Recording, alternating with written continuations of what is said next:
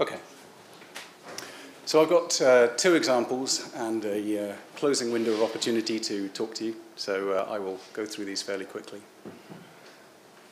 We had a customer in the natural resources industry, and they had people, they've got manufacturing sites, they've got warehousing sites around the world. And one of the issues they had was people going out to the workplace, and they had to walk through a big warehouse. No big deal, you'd think. But in actual fact, the time it took and the productivity, right teeth, of the people was affected. And so they looked at how we can actually change this. How can you improve the effectivity, the efficiency, the time to deliver tasks, inspections, work orders? And we worked with a supplier to use basically a Google Glass. So useful, doesn't impede too much in terms of your vision. But there were a host of other problems. And so getting someone who can actually get the information brought to them, the right work procedures, the right information, that's all very well and good, but you need a Wi-Fi network. And companies have policies about Wi-Fi networks and access. And there are different IT levels and the ability and trust between domains. But what information have you got, and how much information can be rendered in a small screen, and what exists electronically? And the whole part of this project, and it's a very quick presentation on this, the customer ended up equipping its employees with Google Glasses so that they didn't need to keep walking back through a warehouse to get information. I've got to the work site, I've got my tools, I've lost this piece of information, I'll go back. They could have over-the-shoulder coaching. Great. But it opened up a whole can of worms for them, because they then started to change all of their documentation, their policies, and they had to look at the whole infrastructure. The net result of this was that they have people at the workface who have the right information at the right time and can do the work, and they can do it quicker. They're probably not as fit because they're not walking as far every day. But from a company's point of view, it's a very simple change. But Industry X.0 will ask questions of you. And it's not just simple, we'll put in a Wi-Fi network. How do you put in the Wi-Fi network? What protocols do you use? How is that protected? How do you bake in cybersecurity from day one? How do you make sure that when your people are out in the field and they've got something that's actually sitting in their vision, you don't cause them to trip over or walk into someone else or something else, more importantly? I'm sure a lot of you have walked down the streets around here, and you see people on their phone. I walk through airports quite a lot, and the amount of time that you're walking down the airport and someone is looking at the phone, and it's basically someone's doing a very simple task. You're walking in a straight line, but they're diverted. So how do you make sure that the person who is actually walking through an industrial process, whether that's a manufacturing site, whether you're manufacturing tools, where there are areas where you have to wear specific personal protective equipment, how do you make sure that they're actually adhering to the new work standards? And this is all part of an ongoing project with this company, that they've solved a problem, but they have other problems now to solve that have been caused because of the changes that they've made. There are improvements, but there are also issues. So that's a very simple one. But it leads me nicely on to the next topic. And the next topic is about connected industrial workers. I don't know which industries all of you work in, but in a lot of the process industries, if you look at mining, if you look at refining, if you look at petrochemicals, you have what's called a turnaround, shutdown. You basically shut down the kit, you flatten it, you make sure it's isolated, you get in there and you clean it out, you do maintenance, you repair bits, you change bits, you add bits and pieces onto it. And a lot of companies have ongoing projects. You'll do projects, people will do minor betterments, they'll do changes. And projects are very simple. You have a start date, in theory, you have an end date, and you have an outcome. And invariably, the plan for a project goes horribly wrong, and it takes longer than you planned, and it usually costs more. But a turnaround is completely different, because you have a finite window of opportunity. Your equipment is shut down because if you're not processing ore or you're not processing hydrocarbon, it's costing you money. You're paying for people, you're paying for infrastructure, and nothing is coming out of the factory gates. So when you plan a turnaround, You plan a whole series of activities. You have a work pack. You have a whole list of work packs. And you have someone who is very grey-haired and usually very irritable who has to do the plan of what's the critical path. What do we do first? If you think about it, you've got to open up vessels. Great, but then you've got to make sure that they're safe to enter, that there's no process material left. So, okay, we've got to shut down, purge them, gas-free them, test them. But then someone's going to come along and do work, and we don't normally have enough people. You know, if you look at an industrial complex, you might have 300-400 people. When it comes to a shutdown, you might have 2,000 to 3,000 people because you're bringing in casual labour. Now, you've got someone doing some work, like an electrical isolation or perhaps welding. How do you know that that person is at the right place and that the person who is doing welding or electrical isolation is actually qualified? And more importantly, how do you know that when they're at the workplace, they're actually working? They're not just standing there having a cup of coffee, heaven forbid, having a cigarette. And, you know, you might laugh, but when you've got a distributed workforce, it's very difficult to keep your eye on everyone. But it's a very expensive activity because at the end of the day, if the jobs haven't been done, they roll into the next day and the next day. And turnaround, it gets more and more squeezed. So we've been working with different customers to really look at the digital turnaround and putting in an industrial pervasive Wi-Fi or using 4G, LTE type of network, and then giving people an RFID tag. Great, you can actually track where people are. But then that opens up a whole new can of worms because there's this small thing called GDPR, which is coming up, which is if you have information about people and you transmit it over the internet or over international borders, and you have a breach, you have to report this and what information has gone. So you've got a whole new can of worms. But also, how do you know that when you're paying for a class whatever welder, he is actually at the work site?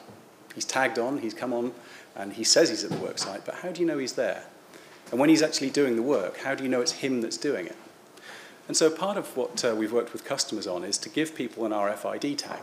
Great. It can describe their role, it can describe their qualifications. It doesn't necessarily have their name, date of birth, or anything else about them. But then it's also a case of tracking how long does it take them to get from the tea shack or the permit place to their site of work.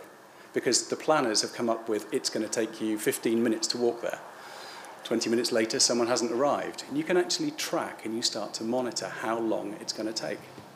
And Vasilis was saying earlier on about, with Harley, being able to track people. Well, the same thing during a turnaround. You can actually start to track your people, what they're doing. But more importantly, if something goes wrong, if you have an emergency and you have to evacuate your plant, you've got 2,000-3,000 people, and it's like, if heaven forbid there had been an emergency alarm, how would you account for all the people in this room? How would you know that everyone had actually got out safely? So again, the ability to look at these tags and say, everybody who's supposed to be here is now here. They have moved, and I can see where they've gone. But for those of you who've ever come across Six Sigma, as soon as you start to measure anything like this, you get an improvement. And we've worked this with now 5 different customers. And on average, we've seen that the ability to plan, to measure, and to deliver these activities, the cost and primarily the time goes down between 10 and 15%. Just because people actually know that if I meander and I take my time and I'll wander to the workplace, it'll actually be recorded. You say, what were you doing? And more importantly, if 2 people are in the same location, then why are 2 people in that same location? So you can't cover for someone. You can't tag on and say, yeah, he's here, when in actual fact, he's actually not on site. And it's a very simple concept, but it does ask more questions. In terms of the benefits, yeah, there's a lot of benefits to be had by doing this. It's an increase in safety. You can argue it's actually a decrease of your privacy. Big Brother is truly watching you.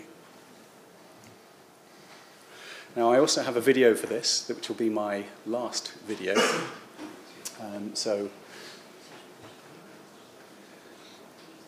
come on.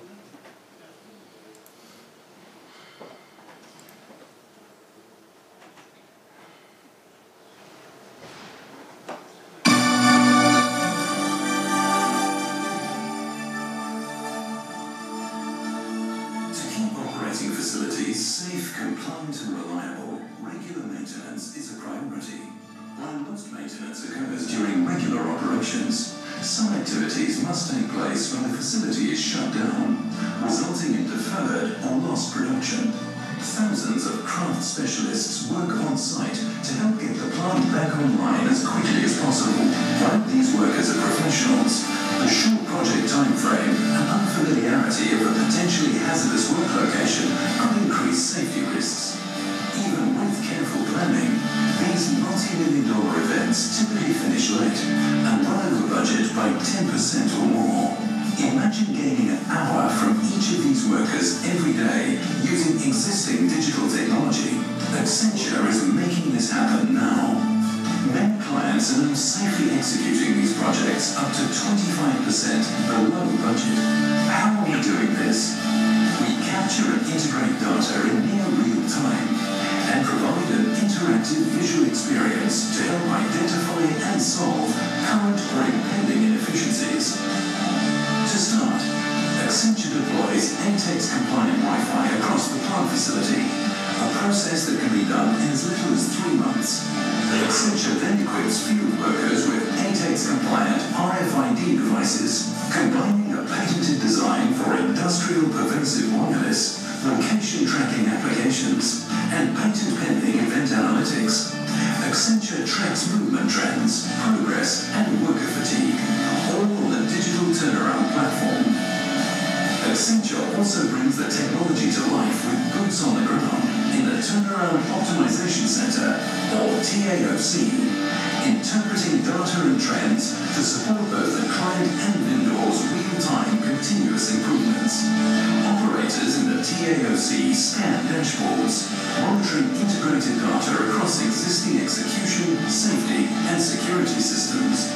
Vendors, contractors, and owners use daily execution reviews to immediately react to findings in a collaborative team approach and identify root causes of inefficiencies in real time. After tracking millions of worker hours, Accenture has seen dramatic productivity gains on industrial outages. Leveraging near real-time integrated data drives a culture change, enabling better decisions to drive a predictable, safe, productive environment for field workers and management. Management has data to improve their internal processes and keep vendors accountable every single day. Utilizing this platform for shutdowns, turnarounds, and outages is just the start for your facility.